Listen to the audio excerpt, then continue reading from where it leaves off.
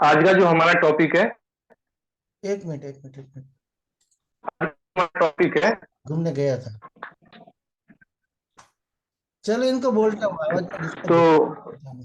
सभी सभी लोगों से रिक्वेस्ट है, प्लीज तो मैंने नहीं तो भेजा माइक रिपोर्ट, अनम्यूट म्यूट करें और वीडियो भी म्यूट कर लें।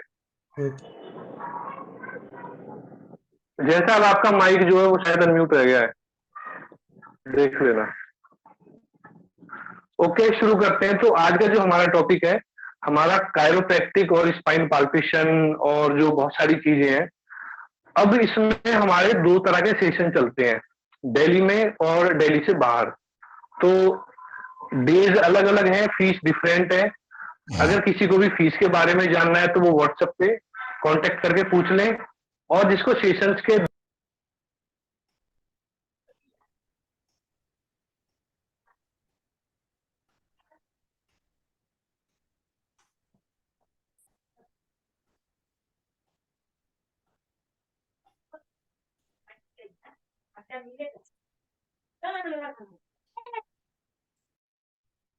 प्रजापति कौन है?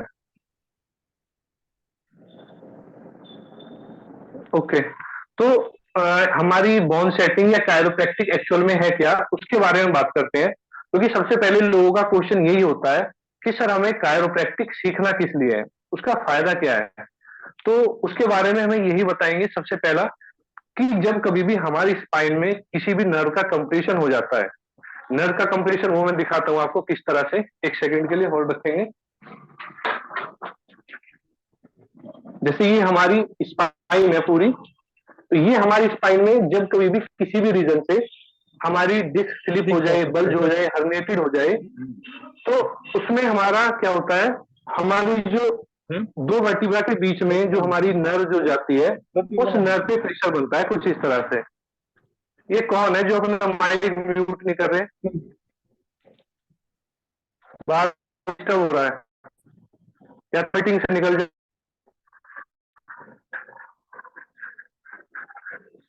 तो जब कभी भी हमारी नर्व पे इस तरह से प्रेशर बनेगा, हमारी डिस्क हर्निएटेड होगी या बल्ज होगी इस तरह से, तो वो पास वाली जो नर्व है उसको अफेक्टेड करेगा।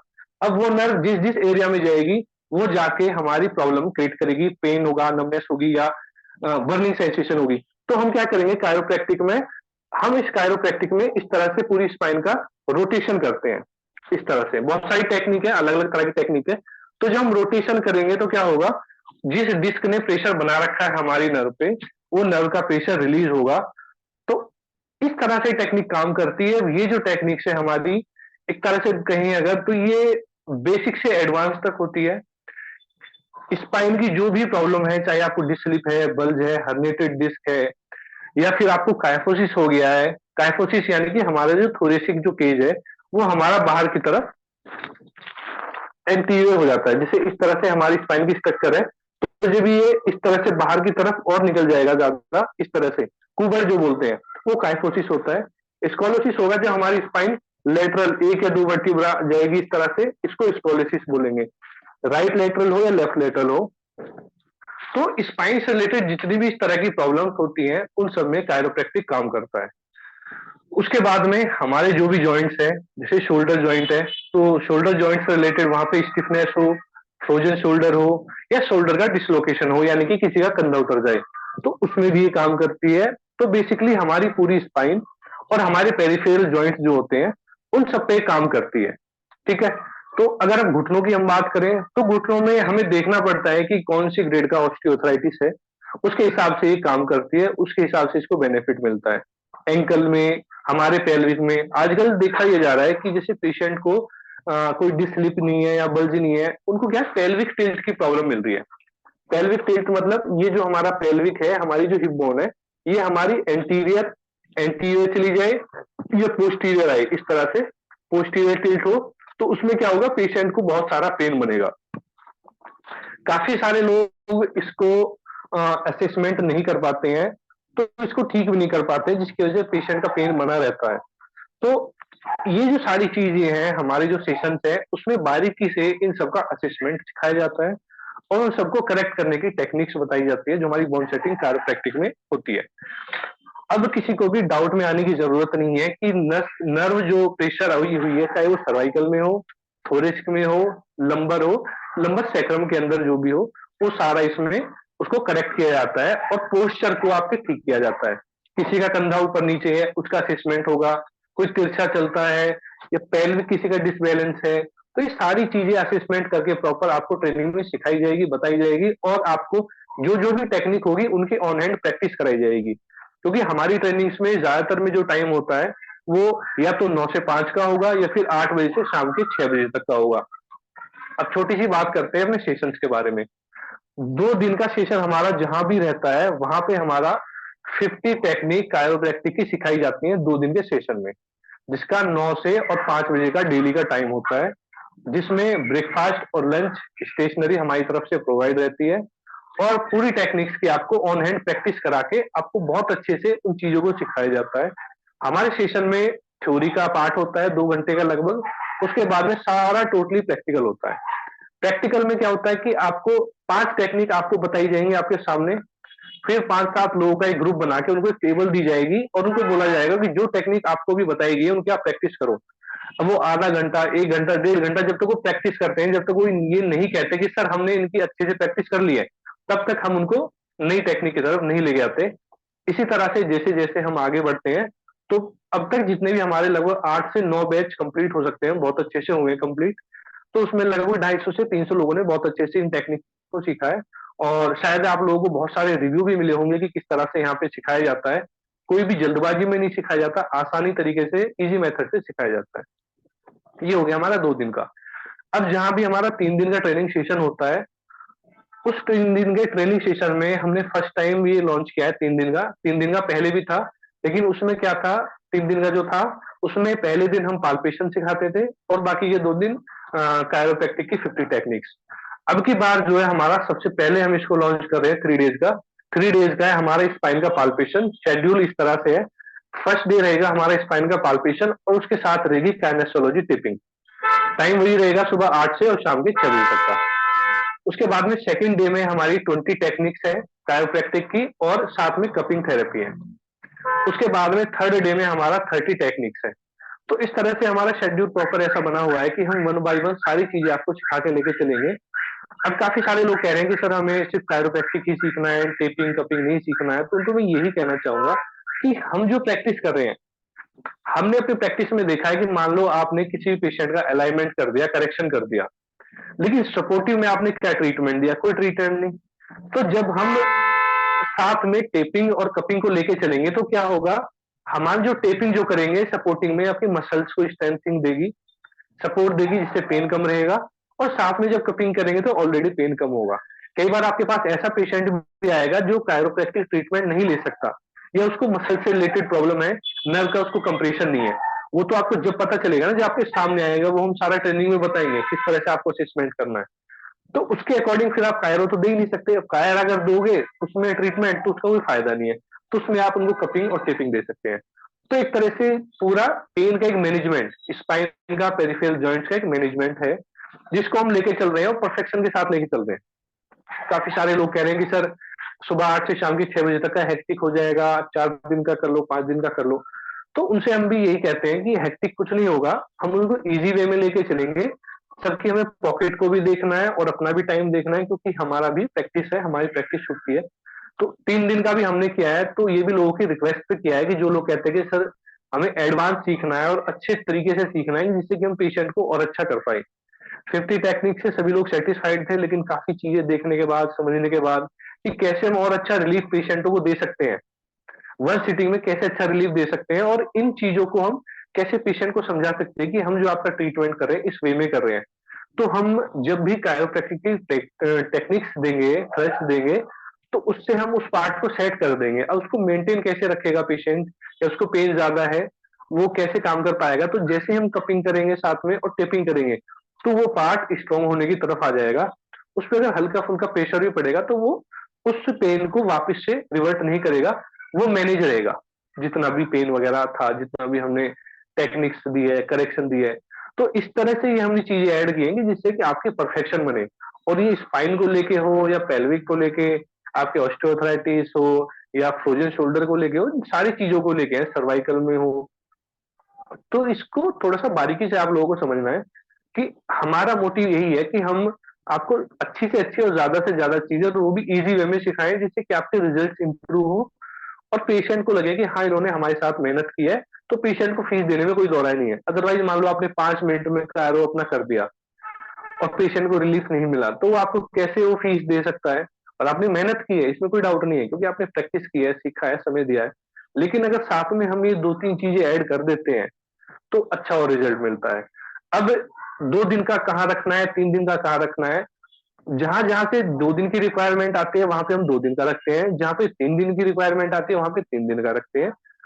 तो फीस सभी को पता ही है, और जिस तरह की रिक्वायरमेंट आई है हम वो रख ही रहे हैं उस तरह से। तो अभी जैसे हमारा छत्तीसगढ़ में है 2 दिन का, और पुणे में है 3 दिन का। तो जिसको जहां से इंफॉर्मेशन मिली है, तो जिन लोगों के लिए इजी है पुणे में सीखना, वो लोग उसी व्हाट्सएप नंबर पे अपना रिप्लाई कर सकते हैं, वो पुणे में सीख सकते हैं। जिनको छत्तीसगढ़ सीखना इजी है, वो छत्तीसगढ़ सीख सकते हैं। और बिहार में भी है हमारा, बिहार में भी डेट अनाउंस नहीं हुई है, तो जिन लोगों को इजी है बिहार में सीखना, वो लोग बिहार में कर सकते हैं। मतलब जिसको जहां पे सीखना इजी है वो वहां के लिए मैसेज करें। फिलहाल हमारे पास यही लोकेशन है। अभी छत्तीसगढ़ में हमारा अनाउंस हो गया है और पुणे में अनाउंस हो गया है। और जो बिहार में सीखना चाहते हैं वो बिहार के लिए अप्लाई कर सकते हैं, या जिसको छत्तीसगढ़ नजदीक हो या पुणे नजदीक हो, वहां के लिए वो मैसेज कर सकते हैं।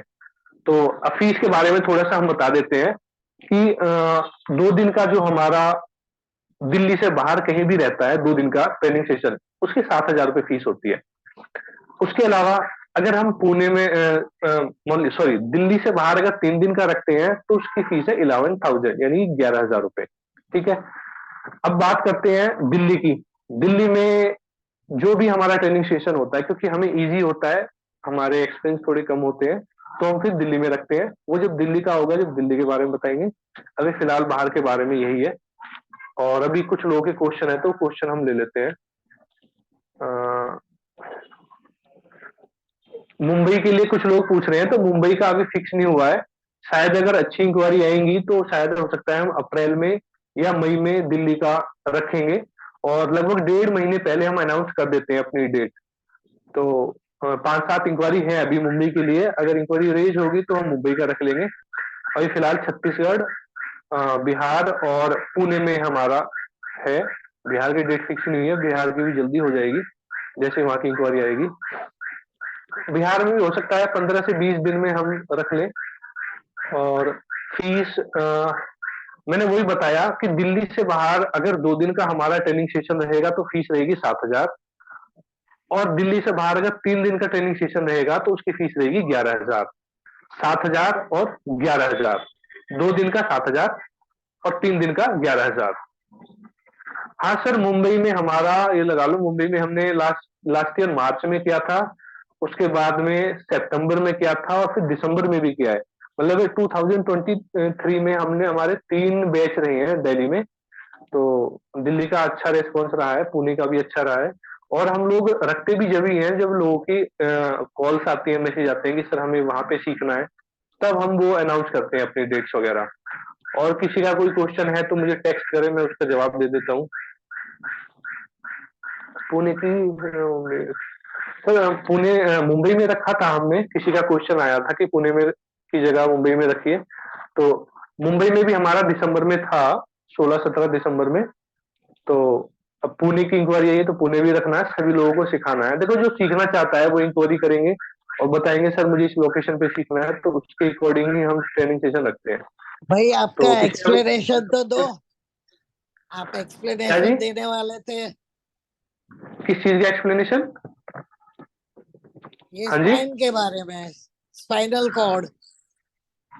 सर, स्पाइनल कॉर्ड का एक्सप्लेनेशन नहीं, ये हमारी कायरोप्रैक्टिक के बारे में था पूरा सेशन, कि हम कायरोप्रैक्टिक को कैसे सिखाते हैं। फिर भी मैं बता देता हूँ स्पाइन के लिए। देख लिए, देखो जिस तरह से हमारी पूरी जो स्पाइनल कॉर्ड है, इस स्पाइनल कॉर्ड में 3 मेन पार्ट हमारे होते हैं। एक होती है हमारा बॉडी पार्ट जो कि हमारा वर्टिब्रा। दूसरा होता है हमारा डिस्क।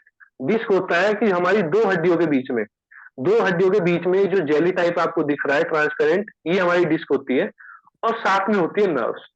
अब इनका क्या कॉम्बिनेशन है और ये कैसे काम करते हैं वो बता देता हूँ।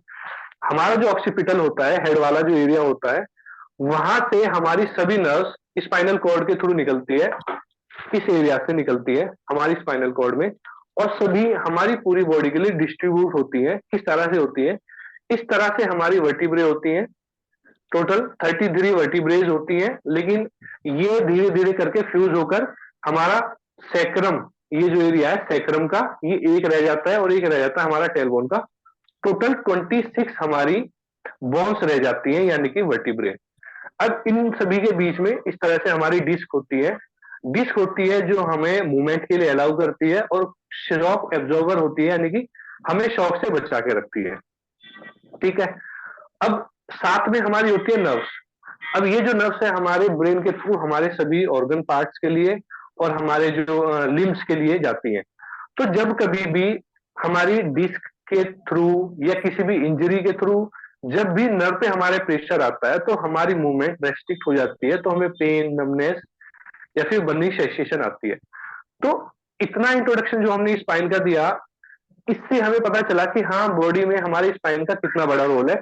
ये हमारी नर्व्स को किसी भी इंजरी से भी बचा के रखती है। जब भी कोई इंजरी होगी तो ये जो पार्ट है सारा, इसमें अंदर हमारी नर्व्स की ब्रांचेज होती है, तो वो स्पाइनल कॉर्ड हमारी नर्व्स को प्रोटेक्ट करके रखता है, जिससे कभी भी कोई डायरेक्ट हिट हो तो हमारी नर्व्स डैमेज ना हो। जब किसी को ज्यादा कोई चोट लगती है, एक्सीडेंट वगैरह होता है, तो उस कंडीशन में प्रॉब्लम आती है, अदरवाइज ये हमें बचा के रखती है। अब हमें प्रॉब्लम इसलिए आती है क्योंकि हमारी जो सीटिंग आजकल जो बिगड़ी हुई है, हमारा तिरछे बैठने का तरीका है, हम हिप वगैरह मिला के कमर लगा के नहीं बैठते, ज्यादा आगे होके बैठते हैं, सोफे वगैरह का यूज करते हैं, तो हमारी स्पाइन की जो स्ट्रक्चर है उसमें चेंज आना शुरू होता है। इस तरह से हमारी पूरी स्पाइन होती है। ये सर्वाइकल रीजन है जिसमें हमारी 7 वर्टिब्रे होती है।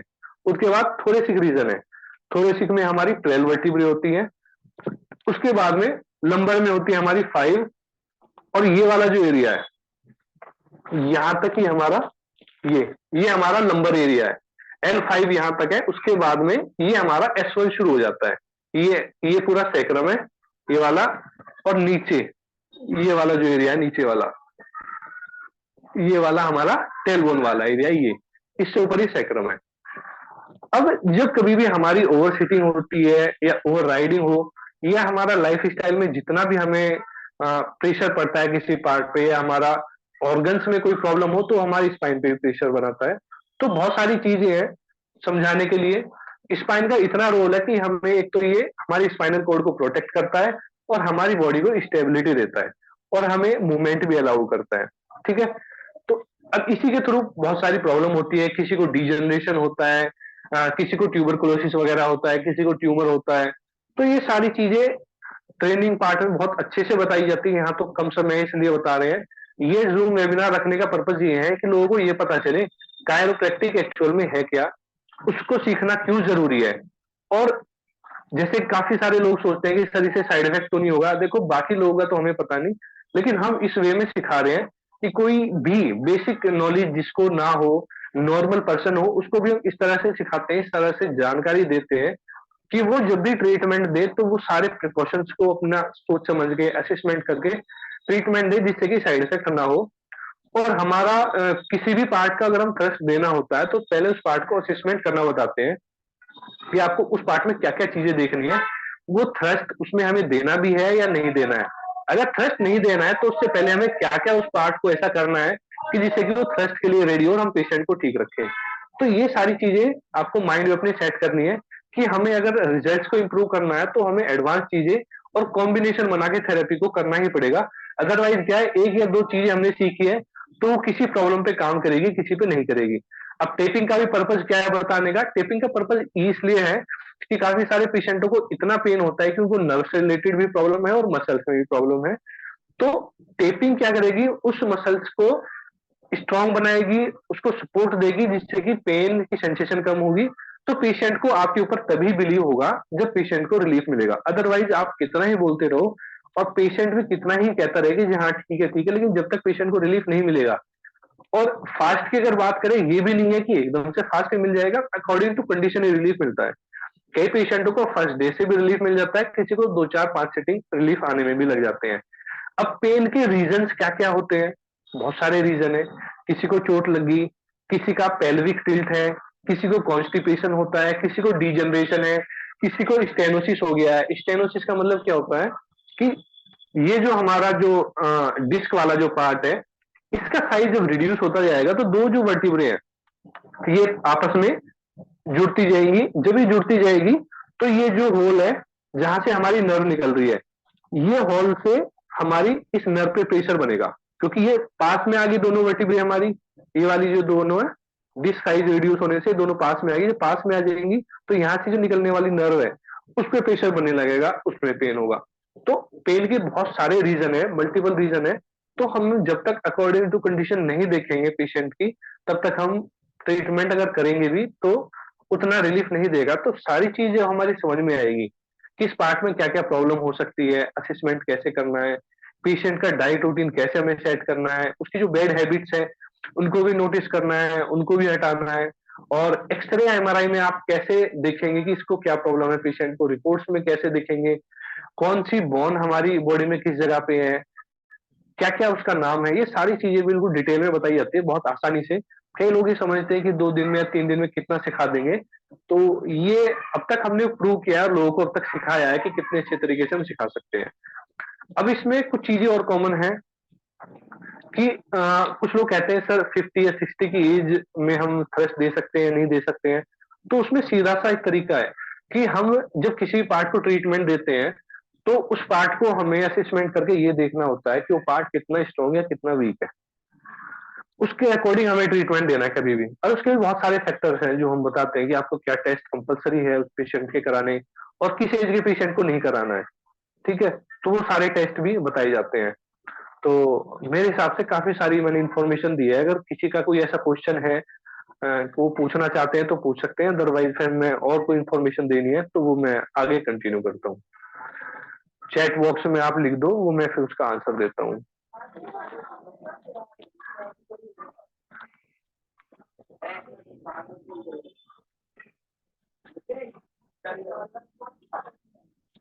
ओके, कोई ये नहीं पूछ रहे हैं कि गवर्नमेंट सेटिस्फाइड है या नहीं।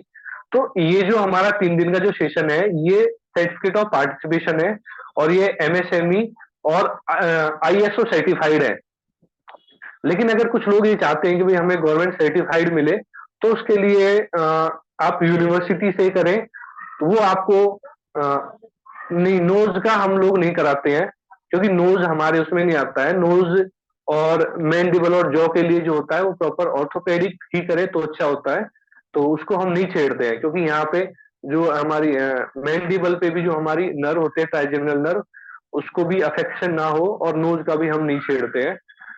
वो ऑर्थोपेडिक ही करे तो अच्छा है, उसको हम नहीं सिखाते हैं बिल्कुल भी, हम खुद भी नहीं करते हैं उसे। क्योंकि जिसकी जिसमें परफेक्शन है वो अच्छा है। हम पूरा स्पाइन और पेरिफेरल में हमारा शोल्डर, एल्बो, रिस्ट, अपनी फिंगर्स और पेल्विक, नी और एंकल्स, ये सब आते हैं।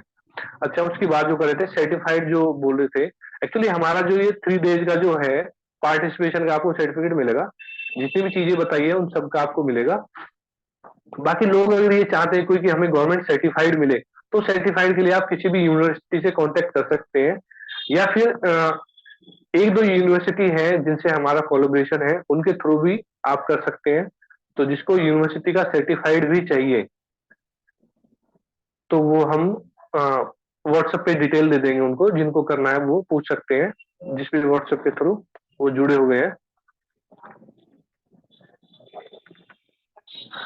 L2 कोई कह रहे हैं L2, L3, L4, L5 हिल गया हो तो क्या करें। हिलने का मतलब होता है मेनली या तो हो सकता है उनको स्टेनोसिस की प्रॉब्लम हो, स्कॉलोसिस की, या फिर उनको क्या नाम है डिस्क स्लिप या बल्ज वगैरह हो। तो वहां पे नर्व पे ही प्रेशर आएगा, उसी से पेन बनेगा, तो वो हम आसानी से उसको पेन को रिड्यूस कर सकते हैं। जो हम थ्रस्ट टेक्निक देंगे, मोबिलाइजेशन की जो टेक्निक आएगी, उससे वो डिवाइडिंग इंप्रूवमेंट हो जाएगी। हाँ, कोई पार्ट डैमेज नहीं होना चाहिए। अगर किसी पार्ट में डैमेज है, डैमेज का मतलब कोई ट्यूबरक्लोसिस है या ट्यूमर वगैरह है, तो उसमें तो हमारा कोई काम नहीं, क्योंकि हमारा तो काम क्या है, नर्व को फ्री करना है।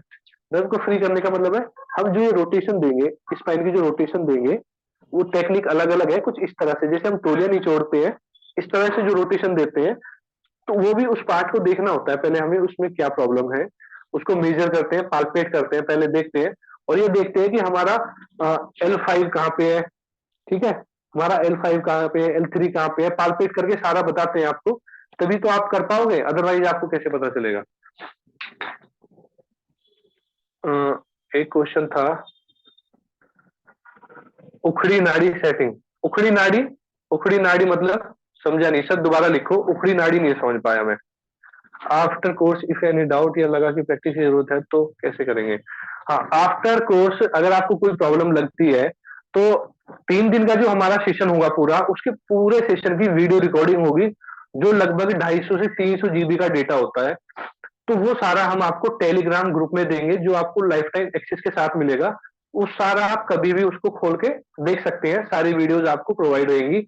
अब तक जितने भी बैचेस हुए हैं, जो 2022 में भी बैच था, उसकी वीडियो भी प्रोवाइड है पूरी की पूरी, कभी भी वो लोग देख सकते हैं। तो आपका बैच की जो वीडियोस बनेगी वो आपको कभी भी मिल जाएगी, ठीक है। अब नेक्स्ट क्वेश्चन देख लेते हैं क्या है। हाँ, एक जने का क्वेश्चन है किसी का, अजय कुमार जी का, अजय कुमार जी का क्वेश्चन है नी के लिए। तो नी में हमारी कायरो कैसे काम करेगी। नी में मेन होता क्या है, हमारा ऑस्टियोआर्थराइटिस होता है। तो ऑस्टियोआर्थराइटिस में अगर ग्रेड 1, ग्रेड 2, ग्रेड 3 तक है, तो हम उस पार्ट को, मतलब उसकी लाइफ ज्यादा बढ़ा सकते हैं। मोबिलाइजेशन करके क्या होगा, हम उस पार्ट में सर्कुलेशन को इंप्रूव करते हैं, और वहां पे जो भी लीगामेंट टेंडन वहां के स्टिफ हो गए हैं, क्योंकि जैसे जैसे स्पेस रिड्यूस होगा, मूवमेंट कम होती जाएगी, तो वो पार्ट स्टिफ हो जाएगा। तो उसकी स्टिफनेस को रिड्यूस कर देंगे, और साथ में ज्यादा से ज्यादा मूवमेंट उस पार्ट को करा के उसकी स्टिफनेस को रिड्यूस करके हम पेन को कम कर सकते हैं। अगर वो ऑस्टियोआर्थराइटिस ग्रेड 4 पे चला गया है, तो हम कुछ नहीं कर सकते, क्योंकि वो जो साइनोवियल फ्लूइड जो है वो बिल्कुल श्रिंक होकर दोनों बोन्स आपस में मिल गई है, फिर हम उसमें कुछ नहीं कर सकते। हाँ, इतना जरूर है, अगर पेशेंट अलाउ करे तो हम उसको कुछ टेक्निक्स या कुछ मोबिलाइजेशन देके उनको बेटर, उनको थोड़ा कर सकते हैं, जितना भी रिलीफ दे सकते हैं, लेकिन ये नहीं कह सकते कि उनको हम ठीक कर देंगे, ठीक है। नेक्स्ट क्वेश्चन लेते हैं।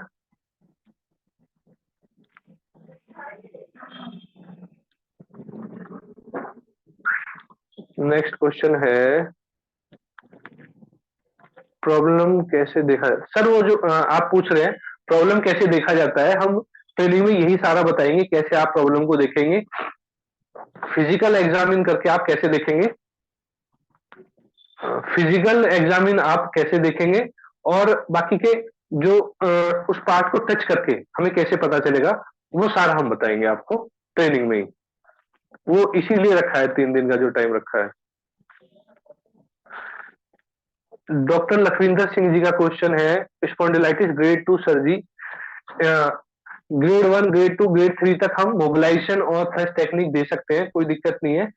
बाकी कुछ देखो, कुछ डिसीज, कुछ प्रॉब्लम्स ऐसी हैं जो ऑटोइम्यून से रिलेटेड है, जो हमारी मसल्स, हमारी बोन्स, इन पार्ट्स पे अफेक्ट करती है। तो इस टेक्निक के द्वारा क्या है, हम ज्यादा से ज्यादा मोबिलाइज करके थ्रस्ट देके उस पार्ट को एक इलास्टिसिटी उसकी मेंटेन करके उसके पेन को रिड्यूस कर सकते हैं। ये हमारे पास बहुत अच्छा ऑप्शन है, ठीक है। जो चीजें ठीक हो सकती है उनका बताएंगे, ठीक हो सकती है, जिनमें सिर्फ रिलीफ आएगा उनमें रिलीफ बताएंगे। हाँ, नाभि का इसमें बहुत अच्छा ट्रीटमेंट है। जो शुरू करते हैं वो नाभि से ही शुरू करते हैं, ठीक है। तो जो हम शुरुआत करते हैं, 5 जो हमारी टेक्निक होती है शुरुआत की, वो अलाइनमेंट से जो शुरू करते हैं, उससे हमारा फिंगर टो से लेके हमारा एंकल का, नी का, शैटिक नर्व का, हमारा पेल्विक का, हमारे मिडिल बैक तक का, उससे अलाइनमेंट होना शुरू हो जाता है। अगर हम आपको ये भी बताएंगे ना, आपको बैक का ट्रीटमेंट करना है, तो अलाइनमेंट से ही शुरू करके बताएंगे, और नाभि भी उसी से सेट हो जाती है, कोई डाउट नहीं है। उसके बाद है शियाटिका क्योर कर सकते हैं। शियाटिका क्योर कर सकते हैं अगर सिर्फ नर्व पे कंप्रेशन है। अगर किसी को स्टेनोसिस ज्यादा बढ़ गया है, ज्यादा आ गया है स्टेनोसिस, तो उस कंडीशन में हम उसके अकॉर्डिंग ही उसको थ्रस्ट टेक्निक देकर रिलीफ दे सकते हैं। लेकिन अगर सिर्फ नर्व पे कंप्रेशन है, वो 100% क्योर हो जाएगा, इसमें कोई डाउट नहीं है। फ्रोजन शोल्डर को कैसे ठीक करेंगे। फ्रोजन शोल्डर के लिए हमारे पास में एक तरह से मोबिलाइजेशन की और थ्रस्ट की टेक्निक्स है। तो उससे क्या होगा कि अगर उसमें कोई भी हमारा लिगामेंट वगैरह अगर स्टिफ हो गया है, या उस पार्ट में सर्कुलेशन की कमी है उस पार्ट में, तो हम उसमें थ्रस्ट देके उसको मोबिलाइज करके उसको मूवमेंट में लाएंगे। लेकिन ऐसा भी नहीं है कि 1-2 दिन में ही आपका वो सेट हो जाएगा। अकॉर्डिंग टू कंडीशन टाइम लगता है। कुछ लोग ऐसे हैं कि जो 2-4 दिन में या पहले दिन से उनको आराम आना शुरू होता है, अदरवाइज कई लोगों को 8-10 दिन भी रिलीफ आने में लग जाते हैं। क्योंकि एक तरह से आप इसको समझना इस तरह से, ये क्या है कि हमारे बॉडी के जॉइंट्स के पार्ट्स को एक तरह से अलाइन करने का और उसको जो डिसलोकेशन डिस्प्लेसमेंट होता है उसको सेट करने का एक तरीका है। अब इसके साथ में हेल्पिंग में जो चीजें हैं हम वो इसीलिए इंक्लूड करें कि रिजल्ट आपको फास्ट मिले, लेकिन उसमें रिजल्ट मिलेगा ऐसी कोई बात नहीं है। लंबर ग्रेड 3 एमआरआई का रिपोर्ट, लंबर ग्रेड 3 का मतलब मैं नहीं समझ पाया, लंबर ग्रेड 3 क्या है? आ, वो स्पेस ज्यादा रिड्यूस हो गया है या क्या है उसके हिसाब से? एक्चुअली हम तो टोटल इसी में अपना काम करते हैं, स्पाइनल एंड जो हमारे पेरिफेरल जॉइंट्स है उसी में काम करते हैं। अकॉर्डिंग टू कंडीशन हम पेशेंट को देख के बताते हैं कि इसमें आपको रिलीफ मिलेगा, इसमें बिल्कुल नहीं मिलेगा, और जिसमें रिलीफ मिलेगा तो कितना मिलेगा, 30 40 या 50। ठीक है।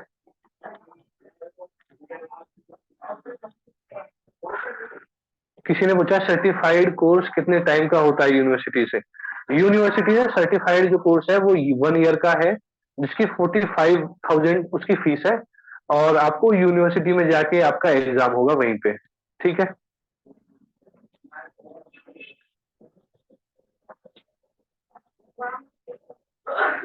और किसका क्वेश्चन है? जिसका क्वेश्चन रह जाएगा वो व्हाट्सएप पे भी अपना ग्रुप वगैरह में जैसे जुड़े हो वो डाल दे। यूनिवर्सिटी की फीस कितनी होती है, और आपका वर्कशॉप के बाद भी यूनिवर्सिटी से क्लास ज्वाइन करनी होगी? एक्चुअली यूनिवर्सिटी का ये है, जो हमारा कोलैबोरेशन है यूनिवर्सिटी से, यूनिवर्सिटी कहती है कि हम किसी को भी ऐसे हम अपना सर्टिफिकेट या अपना नहीं दे सकते, उसका कम से कम ऐसा हो कि उन्होंने प्रैक्टिकल सेशन ज्वाइन किया हो। अगर आप डायरेक्ट यूनिवर्सिटी भी जाएंगे तो वो यूनिवर्सिटी की हेडिंग होगी, अदरवाइज यूनिवर्सिटी हमें ये बोलती है कि आपने उनको प्रैक्टिकल सेशन वगैरह कराया हो, उसका कोई एविडेंस हो, आपने उनको पढ़ाया हो, प्रैक्टिस कराई हो, तभी हम उसको यूनिवर्सिटी का दे सकते हैं। इसमें ऋषिकेश जी पूछ रहे हैं, ये हमारी श्रीधर यूनिवर्सिटी है पिलानी राजस्थान की। ठीक है। तो यूनिवर्सिटी भी एविडेंस मांगती है कि उन्होंने प्रैक्टिस की है या नहीं की है, क्या पढ़ाई उन्होंने की है, थ्योरी वगैरह कैसे होती है, वो पूरा प्रोसीजर है। जब आप वर्कशॉप अटेंड करेंगे, आपका प्रैक्टिकल सेशन वगैरह होगा, सारी चीज आपको उस हिसाब से बताई जाएगी, क्योंकि आपका उसके बाद में एग्जाम भी होगा यूनिवर्सिटी जाके, ऑफलाइन होगा, और उसमें हमारी तरफ से कोई हेल्प नहीं रहेगी। जो स्टडी करेगा, जो जितनी अच्छी प्रैक्टिस करेगा, उसी के हिसाब से जो वहां एग्जाम देगा तो ही पास होगा। और उसका तरीका भी है कि यूनिवर्सिटी फिर ऑनलाइन क्लासेस का भी ऑप्शन रखती है। ठीक है।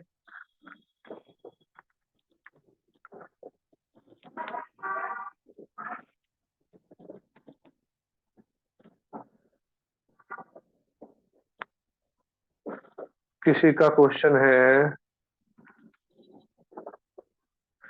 कोई पूछ रहे हैं लाल यादव जी, सर ट्रेनिंग में बताएंगे, तो अभी क्या बताएंगे? सर अभी अभी बताने वाली चीज जो पॉसिबल है वो ज्यादा से ज्यादा बताई जा रही है, क्योंकि प्रैक्टिकल वाली चीज और डीप वाली जो चीज है वो सामने ही बताई जाती है। अभी हाँ, मैं अगर मान लो आपको एक चीज को अगर आपको बता दूंगा तो बाकी चीजें छूट जाएंगी।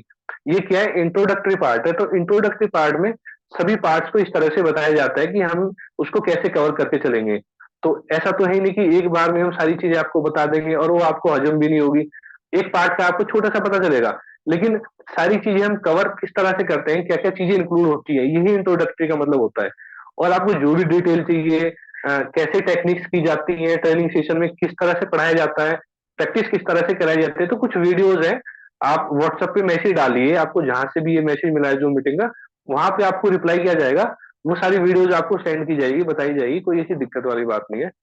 जो आपके लिए बेस्ट होगा वो यहाँ पे, और प्रैक्टिकल में भी जो बेस्ट होगा वही आपको बताया जाएगा।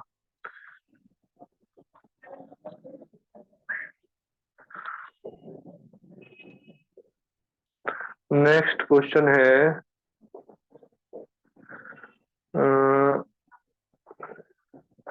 ऑस्टियोफाइटिस में कर सकते हैं, कोई प्रॉब्लम नहीं है। 3 मिनट बचा है, बस देख लीजिएगा। ठीक है। हाँ, किसी ने पूछा है कि नॉन मेडिकल वाले भी कर सकते हैं और कैसे प्रैक्टिस कर सकते हैं। बिल्कुल कर सकते हैं, कोई दिक्कत नहीं है, क्योंकि हमारी जो ये 3 दिन का पार्टिसिपेशन का जो है प्रोग्राम, ये बेसिकली हमारा फिजिकल है सारा। तो इसमें ना तो कोई हमारा मेडिसिन का यूज है किसी तरह से, ना कोई सर्जरी वगैरह का यूज है, तो इसको नॉन मेडिकल वाले भी कर सकते हैं, कोई ऑब्जेक्शन नहीं है। बस कोई भी मेडिसिन, कोई भी इंजेक्शन आपको इस तरह से इंक्लूड नहीं करना है, बिल्कुल भी ध्यान नहीं रखना है। ठीक है। अगर आप कोई मेडिसिन या कोई भी इंजेक्शन यूज करते हैं तो वो आपकी प्रॉब्लम होगी, फिर आपको तो ऊपर एक्शन होगा। हाँ, अगर आपके पास कोई डिग्री है, अदर कोई भी मेडिकल डिग्री जिसके हिसाब से आप मेडिसिन दे सकते हैं तो ठीक है, फिर कोई दिक्कत नहीं है, ठीक है। क्योंकि ये फिजिकल थेरेपी है तो इसमें कोई ऐसी प्रॉब्लम नहीं है। डीजनरेटिव कोई पूछ रहे हैं कि ये डीजनरेशन में कैसे उपयोगी होगा। डीजनरेशन का मतलब होता है कि हमारी बॉडी की गिरावट होना, उस पार्ट का वीक होना। तो डीजनरेशन में क्या होगा, जब हम उस पार्ट को मोबिलाइज करेंगे तो मोबिलाइज करने से क्या होगा, वहां पे कॉन्ट्रेक्शन और रिलैक्सेशन होगा। तो कॉन्ट्रैक्शन रिलैक्सेशन होने से क्या होगा, उस पार्ट में सर्कुलेशन का इंप्रूवमेंट होता होगा, जिसकी वजह से उस पार्ट की एज बढ़ेगी। और कुछ आपको साइड में, ये नहीं है कि आप सिर्फ कायरो अगर दे रहे हो तो आप पेशेंट की डाइट नहीं पूछोगे, उसकी हैबिट्स नहीं पूछोगे, लाइफस्टाइल नहीं पूछोगे। जब उसमें आप उसकी लाइफस्टाइल चीजों को ऐड करोगे, उसके खान पान को, उनको डाइट में क्या क्या लेना चाहिए, तो उससे भी उसका डिजनरेशन होगा। साथ में हम जो फिजिकल देंगे उसका इफेक्ट फिर ज्यादा पड़ेगा, क्योंकि उस पार्ट को मोबाइल कर रहे हैं। अदरवाइज मान लो आप कमरे में कोई चीज रख दो 2 दिन के लिए, तो आप देखोगे उसके अराउंड धूल जमने लग जाएगी, तो ये तो कमरा है, बाहर है। और जब शरीर के अंदर भी इसी तरह से होता है, जब आप किसी पार्ट को मोबिलाइज नहीं करोगे तो आपके टॉक्सिन्स रुकने लगते हैं जो शरीर से बाहर निकलने चाहिए वीनस ड्रेनेज के थ्रू। बहुत डीपली बताया जाएगा कि हमारी बॉडी में सर्कुलेशन कैसे होता है, आर्टरी से कैसे जाएगा, वीनस से कैसे आएगा, क्या क्या न्यूट्रिशन जाता है, बोन की रिमोल्डिंग कैसे होती है, ऑस्टियोफाइटिस क्या होता है, सारी चीजें डीपली बताई जाएगी। विटामिन D3 का रोल क्या है, कैल्शियम का रोल क्या है हमारी बोन के रिमोल्डिंग में, और बोन हमारी कैसे वीक होती है, किस टेस्ट से पता चलता है, ये सारी चीजें पता चलती है। किसी ने पूछा लिगामेंट टीयर में उपयोगी होगा या नहीं होगा।